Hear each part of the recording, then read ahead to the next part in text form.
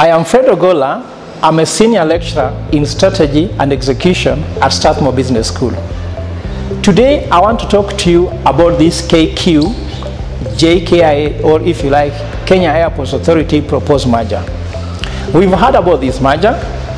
We have also heard about the spat which has taken place between the Parliament and the Deputy President. We have also heard about the striking staff of Kenya Airports Authority. But as an academic, let us separate the noise from the signal. Noise means all those parts. The signal is what is the idea here. So for any merger to succeed, or for any merger to take place, any merger as an acquisition, there is always what is called, what is the idea? So what is the idea for these people to come together? As they try to explain it, they have explained it in many ways, but then the only thing we need to ask ourselves, that are they trying to come together because of saving costs or saving the financial challenges that KQ is having? Or they are realizing that by coming together, they are going to create extra revenue so that the two entities can make more revenue, then later they can share, and therefore they can perform well both on the top line and bottom line.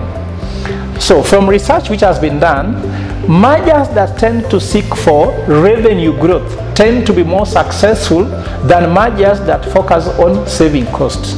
Just like, for example, if you get married, because when you come together as two partners, you are going to be a happier family and have more things in terms of career development, relationship building, your networks and the rest. You tend to succeed much more than if you get married to save costs. For example, if you are paying two houses, now you pay only one house. If you are using two cars, now you can use one car. Because the point of the matter is that later on, those synergies don't come. The revenue synergies tend to succeed much more. Now, the other thing we have to realize that when these guys will come together, that is KAA and KQ, are we going to see, for example, more improved operations that is going to take place, or we are going to see more problems that actually are going to emerge? So the point is, when two entities come together, if we are analyzing best case scenario, moderate case scenario, worst case scenario, if we are coming together, whether it's in a marriage or in a merger or acquisition, the worst case scenario should be good enough, because 3 years down the line, normally the worst case scenario may come. So things, any alliance, any mergers get worse 3 years down the line, and therefore we have to ask ourselves, 3 years down the line after JKIA has merged with KQ, is it that the worst case scenario is good enough so that if things get worse, nobody will complain? I think that question only time can tell. Now, having said that, what are the most important way to really analyze this proposed merger between KQ and KAA? The best way to look at it is by looking at 3 most important tests. And the first test is better off test.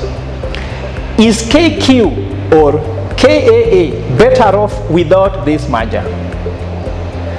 The answer is, I think they are, because immediately this was announced, you can see yesterday that the staff are striking.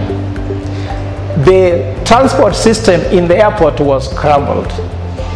There is bad publicity. Now there's a spat between the Deputy President and the Parliament. And the country as a whole feels that this may not be a good thing. So they are better off not being together.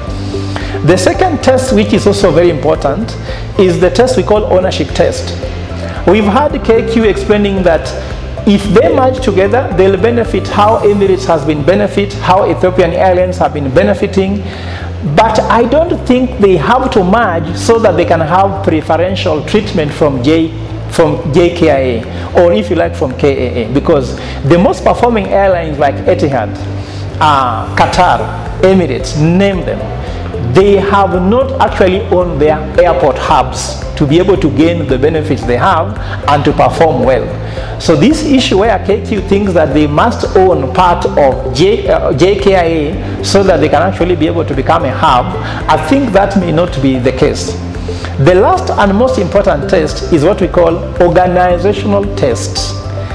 The question there is KQ as an organization able to run KAA? Because previously KQ have had challenges with the issues of managing their staff. They have been sacking staff members. In 2016 they sacked 600 staff. They have been having strike from their own cabin crews on strike, pilots on strike, KQ staff members generally on strike. Will they bring the striking challenges again to KAA? Because if they take the staff for KAA and also they go on strike like KQ staff has been known for going on strike, we are going to crumble the entire aviation industry in Kenya. And therefore the perceived benefits we are hearing people saying are going to come will not get realized because they are not organized enough to be able to deliver that. So now that all the three tests does not really tell us that this merger should take place, how do we see the main reason why this merger is taking place? This merger could be taking place because of self-interest, because last time KQ lost value. Their shares have gone down because of lack of performance, misperformance in profitability and the rest. Some people aggressively went and bought those shares, and now they bought those shares, they are now want to merge with the most profitable parastatal in Kenya, which is KAA. When that happens, their share capital will go up, and therefore they can sell and make money. Anyway, I could be wrong, but the point is there must be something which makes sense other than business sense.